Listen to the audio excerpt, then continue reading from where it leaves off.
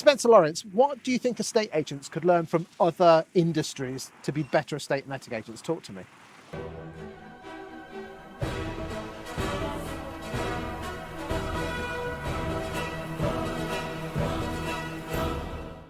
I think we could learn so much, particularly if you're starting at websites.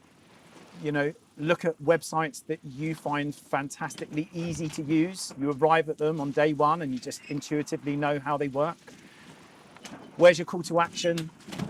Where's your bit of fun, a bit of community? It's a bit about me. How is it going to be uniquely different to others? How are you not going to be vanilla from your audience's perception, from the audience perception? I think things like cars. We have spent a lot of time when we're preparing properties just before a new resident moves in for rentals. 48 hours before move-in, we'll do a very quick video and send that through to the resident. Like, hey, you haven't seen the property for 3 weeks, just getting really excited. You're moving in 2 days' time. Yeah. So Audi or, you know, who they would send you, this is underneath the bonnet, this is underneath the car, sorry, it's going to be £300, but actually you're part of the process. So it's linking people back in. We also use videography for owners now. So we send them a maintenance video when notice is served. So we don't just put a property back on the market.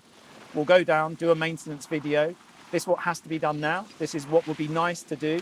And this is what would be potentially need to be done further down the line. So you're involving the owner, you're preparing the owner, and the owner is part of the process in terms of product management. So then they invest more in their property of the back of this information, rather than us saying, you need to do this, this, and this.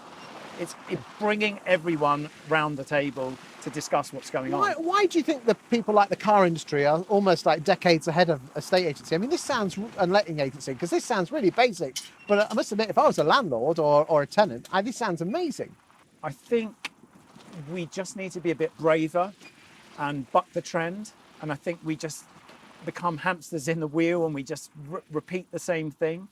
We don't want Groundhog Day. We want to make sure that the audience is engaged. And I think the big change for us at Paramount, rather than us sitting around a table and coming up with normally not so good ideas that we then deploy and then, nothing's happening. We actually ask the audience and say, if we could make this better for you, what would that look like? And then we look for repetitive suggestions, and they're the ones we focus on first. So the maintenance video for us now has created another business. So we've now got a refurbishment business, which is going on all of the time.